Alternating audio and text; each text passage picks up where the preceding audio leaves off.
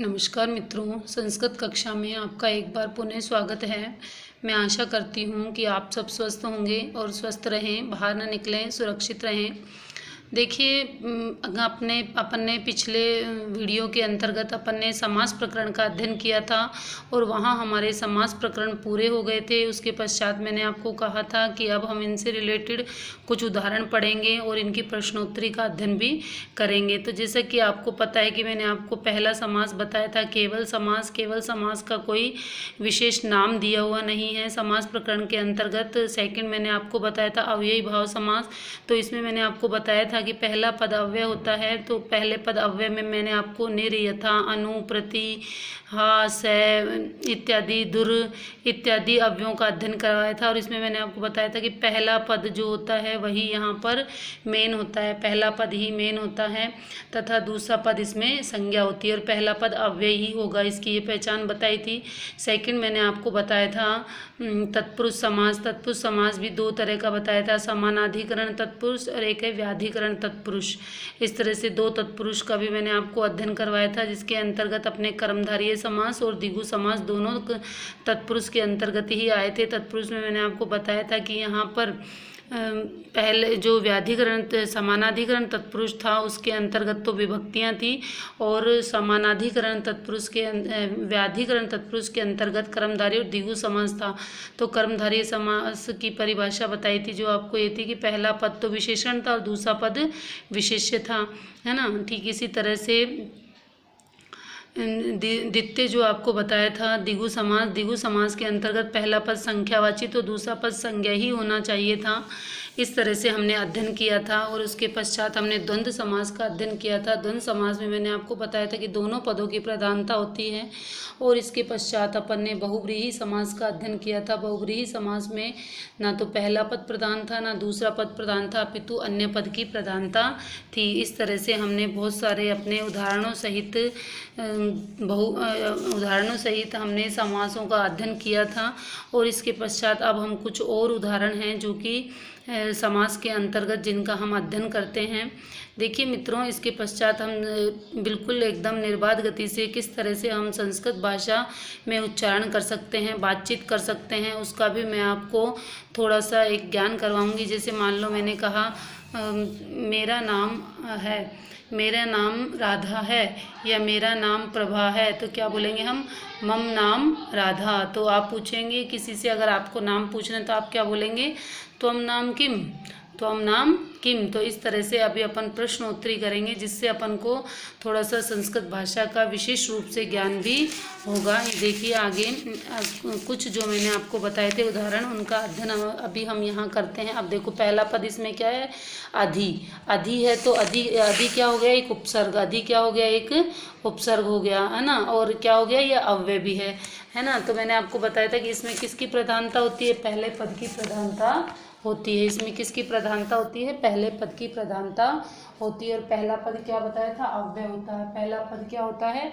अव्यय होता है। ठीक इसी प्रकार से अधि गोपम। अधि भी क्या है इसके अंतर्गत? पहला पद है। अधि क्या है इसके अंतर्गत? पहला पद है। अधि पहला पद है और पहला पद क्या है? अव्यय है। पहला पद क्या है? इसमें अव्यय है। ठीक है। अब देखो जैसे अधि तो इसमें क्या है? अव्यय है। अब हम इससे क्या पहचान गए कि कौन सा समास हुआ है? जहाँ पर अव्यय है वहाँ पे अव्ययी भाव समास हो गया। अब देखो सूत्र क्या है? अव्ययम विभक्ति समीपम समृद्धि, अर्थात क्या हो जाएगा इसमें? अधि के साथ में सप्तमी विभक्ति का प्रयोग करते हुए हम क्या करेंगे? हरो इति, है ना। और इसका अलौकिक विग्रह क्या हो जाएगा? हरि डी अधि, है ना। और ऐसे ही इसका अर्थ क्या होता है? हरि में। और इसमें समास कौन सा होगा? अव्ययी भाव समास, अर्थात विभक्ति के अर्थ में। ठीक इसी तरह से आगे जो हमने किया है अधिगोपम, तो अधि वही उपसर्ग है, अव्यय विभक्ति समीप है और समृद्धि है। गोपी इति, ये इसका क्या हो जाएगा? लौकिक विग्रह हो जाएगा। और अलौकिक विग्रह क्या होगा? गोपा डी अधि, और मतलब ग्वालय में। ठीक है। और वो समास कौन सा हो गया? अव्ययी भाव समास। ऐसे ही हमने उपकार हमने क्या किया था? समीप। उपकार हमने क्या किया था? समीप किया था। उपकार हमने समीप किया था। ठीक इसी प्रकार से अव्यय क्या हुआ, अव्यय विभक्ति समीप समृद्धि है, अर्थात कृष्णस्य समीपम।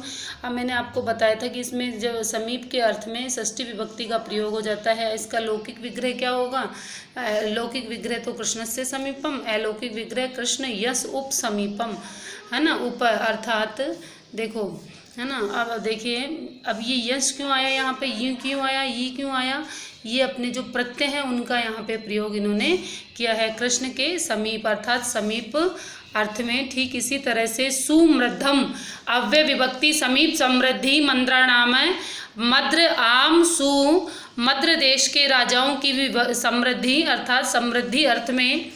और इसी तरह से दुर्व्ययनम अर्थात अव्यय विभक्ति है समीप समृद्धि अर्थात दुर का अर्थ मैंने आपको व्यर्थी बताया था, है ना, क्या बताया था, व्यर्थी बताया था। और यवनम आम दूर है अर्थात यवनों की दुर्दशा। इसी तरह से निर्मक्षिकम, निर का अर्थ होता है अभाव, अभाव अर्थ में अव्यय विभक्ति समीपम समृद्ध है अर्थात मक्षी का नाम अभाव है।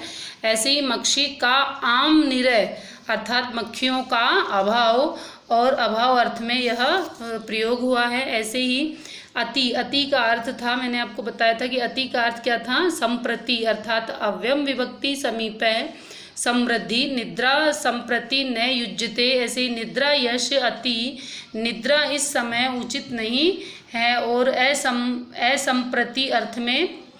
ठीक है, अब ऐसे ही अपन नेक्स्ट चलते हैं। इति, इति शब्द अव्यय विभक्ति समीपे समृद्धि हरि शब्दस्य प्रकाश है, हरि यश इति, और हरि शब्द का प्रादुर्भाव और प्रादुर्भाव अर्थ में इसका प्रयोग किया है। ऐसे ही अव्यय विभक्ति, ऐसे ही आगे यदि अपन चलते हैं तो आगे अपने पास में है अनु, अनु का अर्थ होता है अनुसरण करना या योग्यता के अर्थ में इसको लिया जाता है। अव्यय विभक्ति समीपम समृद्धि अर्थात रूपस्य योग्यम, रूप यश अनु, रूप के योग्य अव्ययी भाव समास। और इसी तरह से प्रत्यार्थम, तो प्रत्येक जहाँ भी आ जाए तो वहाँ प्रति उपसर्ग ही होता है या प्रति अव्यय ही होता है। तो अव्यय विभक्ति समीपे समृद्धि अर्थम, अर्थम अर्थम प्रति अर्थात एक चीज को दो बार रिपीट कर देते हैं इसके अंतर्गत, तो अर्थ अम प्रति प्रत्येक अर्थ में अर्थात अव्ययी भाव समास। ऐसे ही यथाशक्ति अव्यय विभक्ति समीपे शक्ति मानाति क्रम में, और यश शक्ति यश यथा शक्ति का अनतिक्रमण, अनतिक्रमण न करके अर्थात अव्ययी भाव समास। और इसी तरह से हम यदि आगे चलते हैं तो देखिए सहरि अव्यय विभक्ति समीप समृद्धि हरि सादृश्यम, स का अर्थ क्या बताया था मैंने, समान, स का अर्थ क्या बताया था, समान। तो क्या था इसमें, हरि सादृश्यम, हरि के समान, हरि से सहसा अर्थात हरि के समान, इसमें वही अव्ययी भाव समास हो गया। तो अब अपन को पहचानना आ गया कि अव्ययी भाव समास किसके अंतर्गत होता है। अब जैसे अनु, अनु देखते ही हम समझ जाएंगे कि अब इसमें कौन सा समास हुआ, अव्ययी भाव समास हो गया। ठीक है, अब देखो अव्यय विभक्ति समीपम ज्येष्ठ अनुपूर्वेण इति अर्थात ज्येष्ठ यश अनु अर्थात, अब देखो अनुज्येष्ठम, अब ज्येष्ठ क्या है, बड़ा है। ठीक है, ज्येष्ठ अनुपूर्वेण इति, ज्येष्ठ सबसे पूर्व का है, मतलब पहला है, जो बड़ा है वो पहला है। स चक्रम अव्ययी विभक्ति चक्रेण युक्तम, अब देखो स चक्रम चक्र सहित, अब सह साकम समम सार्धम के योग में तृतीय विभक्ति का प्रयोग होता है, तो क्या बन गया ये चक्रेण युगपत है अर्थात चक्र टा सह से और चक्र के एकदम साथ और युगपद के अर्थ में। स सखी अव्यय विभक्ति समीपम सादृश्य सख्य है, सखी टा सहसा और सखी के समान सादृश्य अर्थ में। ठीक इसी तरह से स क्षत्रम अव्यय विभक्ति समीपम समृद्धि क्षत्राणाम संपत्ति, क्षत्र आम सहसा क्षत्रियों की संपत्ति और संपत्ति अर्थ में। तो इस तरह से हम इनकी जैसे ही हमको पहचान हो जाती है और अर्थ यदि हमको आते हैं तो हम आसानी से इनका समास विग्रह कर सकते हैं। ठीक है, ऐसे ही नेक्स्ट देखो सतृणम तिनके सहित अव्यय, वही बात है, अव्यय विभक्ति समीपम त्रणात् अपि अपरित्यज्य, और तृण आम सह से अर्थात तिनके को भी छोड़ करके अर्थात सकल्यम सकल्य अर्थ में। और इसी तरह से नेक्स्ट अपन चलते हैं साग्नि अव्यय समीपम अग्नि ग्रंथ पर्यंतम अग्निटा सहसा अग्नि संबंधी ग्रंथ अर्थात अंत है। अब इसी तरह से आप आगे अपन चलते हैं उपशर्दम, आगे चलते हैं अपन उपशर्दम अव्यय विभक्ति समीप समृद्धि शरद समीपम अर्थात शरद यश और उप शरद के समीप अव्ययी भाव समास। ठीक ऐसे ही प्रति विपाशम अव्यय विभक्ति समीप समृद्धि विपाशाया अभिमुखम है विपाशा यश प्रति विपाशा नदी की ओर विपाशा नदी की और ये अव्ययी भाव समास हो गया। ठीक इसी तरह से आगे है उप का अर्थ वही समीप मैंने आपको बताया था। उपराजम राज्ञ समीपम राजनम यसे राजा के समीप अव्ययी भाव समास। ठीक है ऐसे ही उपचर्मम चर्म के समीपम चर्मण है समीपम यही वही हो जाएगा सेम है ना। और समीप के योग में क्या लगता है उप और उप के योग में क्या लगता है समीप लगता है। चर्म के समीप वही अव्ययी भाव समास। ऐसे ही उपनिधानम अब ये उप जहाँ भी आपको दिख जाए वहाँ हम बिल्कुल आंख बंद करके कौन सा समास लगाएंगे अव्ययी भाव समास सब। और इस तरह से प्रश्न पूछा जाएगा आपको उदाहरण दे देगा और आपसे पूछेगा कि इसमें कौन सा समास है। रीट में इसी तरह के प्रश्न पूछे जाते हैं, कोई बहुत ही भारी भरकम और बड़े प्रश्न नहीं पूछे जाते हैं। समीध समीपम समीध उप यश उप समीधा के समीप और अव्ययी भाव समास। इसी तरह से पंचगवाम नदी विश्चय पंचानाम गावानाम समाहार है अर्थात 5 गायों का एक समूह है ना। अब गंगा नाम 5 गंगाओं का एक। अब नदी विश्चय नदी इत्यादि शब्दों में भी अव्ययी भाव समास होता है। देखो ये देखो अव्ययी भाव समास हो गया है ना। अब ऐसे ही द्वि यमुनाम नदी इत्यादि शब्दों में याद रखेंगे हम कौन सा समास होता है अव्ययी भाव समास होता है। ऐसे ही कृष्णाश्रितम द्वितीयाश्रितम और पतिता गत्या अर्थात कृष्णश्रितम कृष्ण आमश्रित है कृष्ण पर आश्रित और तत्पुरुष द्वितीया तत्पुरुष हो जाएगा इसमें। ऐसे ही दुखातीत है द्वितीयाश्रितातीति पतिता अगत्य दुखम अतीत है दुखम आम अतीत सु दुख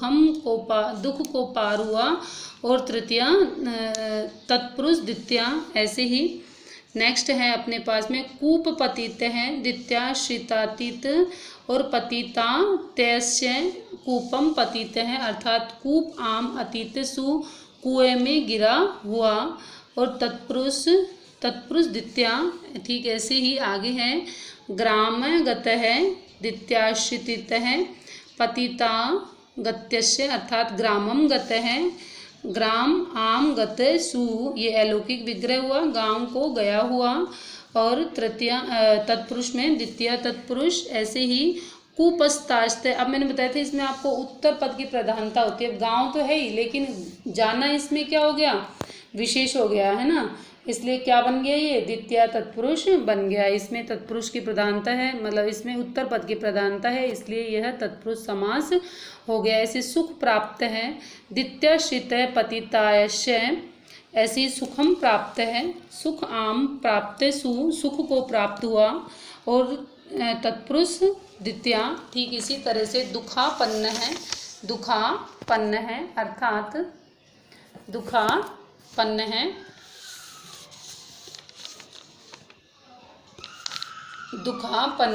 अर्थात द्वितीयाश्रिति पतिता गत्य दुखम अपात्रम दुखम आम अपन्न है सु दुख को पाया हुआ और समास है द्वितीया तत्पुरुष। ऐसे ही धन्यार्थ है तृतीया तत्कृतार्थेन गुणवाचनेन अर्थात धन्येन अर्थ है धन्याटा अर्थ सु धान्य से धन और तत्पुरुष तृतीया। ठीक इसी तरह से आगे आता है हरित्राता कर्तृकरणे कर्ता बहुलम हरिणा त्रात है हरि टा त्रात सु हरि से रक्षित अर्थात तृतीया तत्पुरुष रक्षा करने के योग में तृतीय विभक्ति का प्रयोग होता है। ठीक है अपन कारक से भी रिलेट करते हैं अगर कारक जब अपन पढ़ेंगे ना तो ये अपने आप ही क्लियर होते जाएंगे। नख भिन्न कर्तृकरणस्तु बहुल्यम कर्तृकरणस्तु तु बहुल्यम अर्थात कर्ता करणे तु बहुल्यम हरिणे त्राता हरिटा त्राता हरि से रक्षित अर्थात तृतीया तत्पुरुष। ठीक ऐसे ही नख भिन्न कर्तृकरणों कर्ता बहुल्यम अर्थात नख भिन्न नख भिन्न नख भिष भिन्न सु अर्थात नखों से फाड़ा हुआ तत्पुरुष तृतीय तत्पुरुष हो जाएगा इसमें वही। ऐसे ही नख नी भिन्न कर्तृकरणों कर्ता नख भिन्न नख भी भिन्न सु नखों से नहीं फाड़ा हुआ और तृतीया तत्पुरुष। ठीक इसी तरह से आगे जब हम चलते हैं, ये देखिए आगे है अपना यूप दारू अर्थात चतुर्थी तदार्थ बलि हित सुखम अर्थात यूपाय दारू यूप ये दारू सुयज्ञ के लिए लकड़ियाँ अर्थात चतुर्थी तत्पुरुष। अब इसी तरह से अपन आगे चलते हैं। द्विजार्थ अर्थात अर्थेन नित्य समासो बा द्विजाय अयम द्विज ये अर्थ सु द्विज के लिए लपसी अर्थात चतुर्थी तत्पुरुष। ऐसे ही आगे हैं द्विजार्थ पय अर्थेन नित्य समासो द्विजाय अयम द्विज ये अर्थ सु अर्थात द्विज के लिए दूध और तत्पुरुष चतुर्थी तत्पुरुष। इसी तरह से आगे हैं भूत बलि चतुर्थी तदार्थ बलि हितम भूतेभ्य बलि भूभ्यासे बलि सु भूतों के लिए बलि चतुर्थी तत्पुरुष। और ऐसे ही है आगे गोहितम चतुर्थी तदार्थ बलि हित गोभ्य हितम गोप्स है हित सु गायों के लिए हितकर चतुर्थी तत्पुरुष। गोसुखम चतुर्थी तदार्थ बलि हितम सुखम गोभ्य सुखम गोभ्य ही सु गायों के लिए सुख कर चतुर्थी तत्पुरुष। ऐसे ही गोरक्षितम चतुर्थी तदार्थ बलहितम सुखम सुख है गोरक्षितम रक्षितम सु गायों के लिए रक्षित तत्पुरुष चतुर्थी। ऐसी चोर भयम पंचमी भयन चोरात भयम चोर यसी भयसु चोर से भय और तत्पुरुष इसमें पंचमी तत्पुरुष आ जाएगा। और इसी तरह से आगे हैं स्तोकान मुक्त है स्तोकांति दूरात है कक्षणिकतेन अर्थात स्तोकत मुक्त है स्तोक यशी मुक्त सु थोड़े से मुक्त हुआ अर्थात तत्पुरुष पंचमी। और ऐसे ही अंतिकादाय दागत है अंतिका स्तोकांति दूरात है कच्छक्ति देन है अर्थात अकंतिक आगत है आंतिक यशी आगत सु पास में आया हुआ और तत्पुरुष पंचमी। इस तरह से आगे देखिए अभ्यासागत है अर्थात स्तोकांति दूरार्थ है कृच्छक तीर्ण है अभ्यासात आगत है अभ्यास यशी आगत सु अभ्यास के लिए आया हुआ और पंचमी तत्पुरुष। तो इस तरह से देखो हमको इसमें क्या करना होता है कि इनसे रिलेटेड जितने भी जो कौन सी विभक्ति कहाँ काम में आती है वो भी हमें याद रखनी पड़ेंगी, तभी हम इनके सही उत्तरों को दे पाएंगे। ऐसे दूरादागत है अर्थात स्तोकांति दूरार्थ है दूरात आगत है दूर यशी आगत सु दूर से आया हुआ और तत्पुरुष पंचमी। ऐसे ही आगे हैं कृच्छादागत है अर्थात स्तोकांति दूराद है कृच्छक तेन है कृच्छाद आगत है कृच्छ यशी आते सु कष्ट से आया हुआ और तत्पुरुष पंचमी। ऐसे ही आगे है राजपुरुष में है राजा का पुरुष षष्ठी तत्पुरुष। ऐसे ही राज्ञ पुरुष है राजन यश पुरुष सु राजा का पुरुष और षष्ठी तत्पुरुष षष्ठी व्याधिकरण है ना। ठीक ऐसे ही आगे हैं अर्धच अर्ध नपुसकम अर्ध ऋचा अर्ध सुऋच यश है ना और तत्पुरुष में है षष्ठी व्याधिकरण। और ऐसे ही आगे है अर्ध पीपल्ली अर्ध नपुंसकम अर्ध पीपल्या अर्ध सुपीपल्ली यश पीपल्ली का आधा भाग अर्थात तत्पुरुष षष्ठी व्याधिकरण। इसी तरह से अपरकाय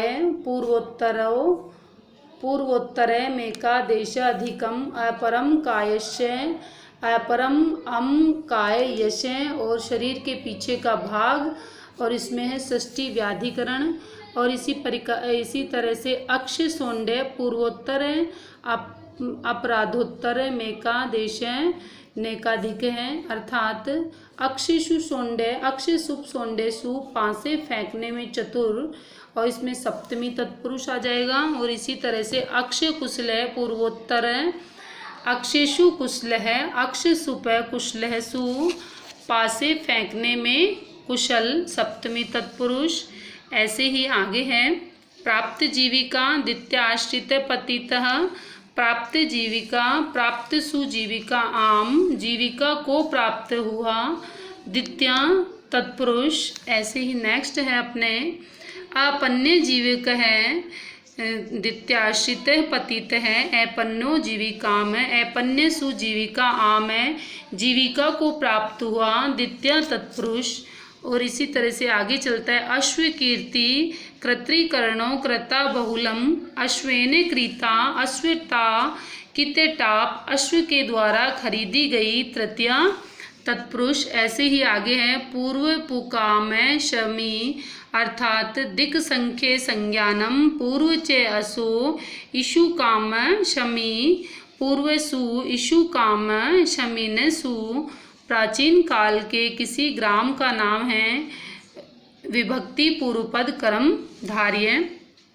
ऐसे ही सप्त ऋषि है दिक् संख्यानम सप्त चय ते ऋषि है सप्तन जैसे ऋषि जैसे है सप्त ऋषियों का समूह विभक्ति पूर्व पद है, इसमें ये कर्मधारय समास है। और इसी तरह से नीलोत्पलम विशेषण और विशेष्य बहुल्यम नीलम उत्पलम नील उत्पलम सु नीला कमल है जो इसमें भी पूर्व पद कर्मधारय समास है। ठीक इसी तरह से आगे है अपने सर्वरात्र है विशेषण विशेष्य बहुलम सर्वरात्र है सर्व जैसे रात्रि जैसे सारी रात विभक्ति पूर्वपद कर्मधारय समास। और इसी तरह से संख्या यात है रात्र है ये भी विशेषण विशेष्य बहुल्यम है।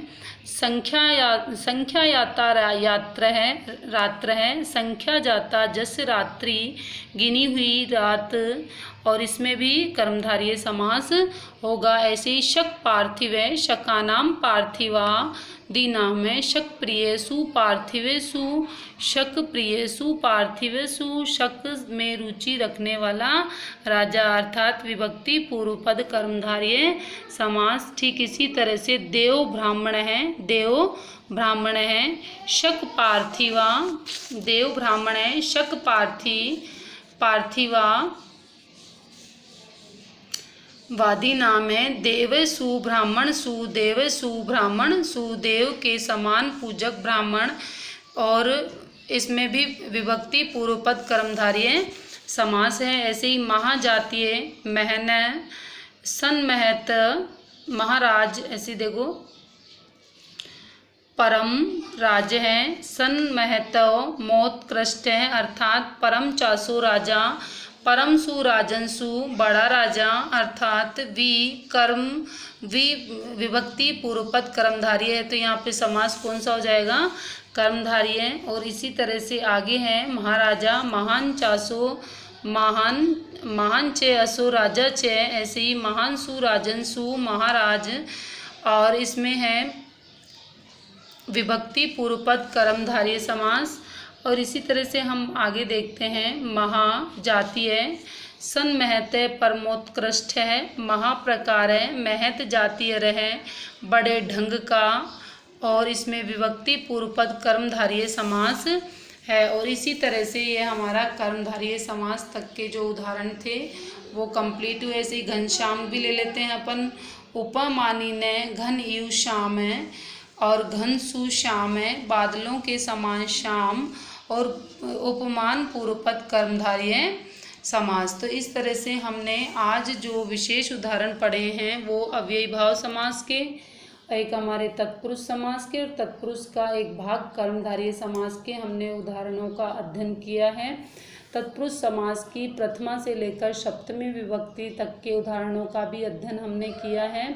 यदि इससे रिलेटेड कोई भी जानकारी आपको बतानी हो या पूछनी हो तो आप मुझे कमेंट के माध्यम से पूछ सकते हैं। और यदि आपको मेरे द्वारा दी गई जानकारी पसंद आई तो आप मेरे चैनल को लाइक करें, शेयर करें, सब्सक्राइब करें, अपने मित्रों से बांटें, घर में रहें, सुरक्षित रहें, घर से बाहर न निकलें। और आगे अभी अपन जो भी अपना इससे रिलेटेड और भी जो उदाहरण हैं उनके भी हम अध्ययन करेंगे, इसकी प्रश्नोत्तरी का भी हम अध्ययन करेंगे। जय हिंद, जय भारत, नमस्कार।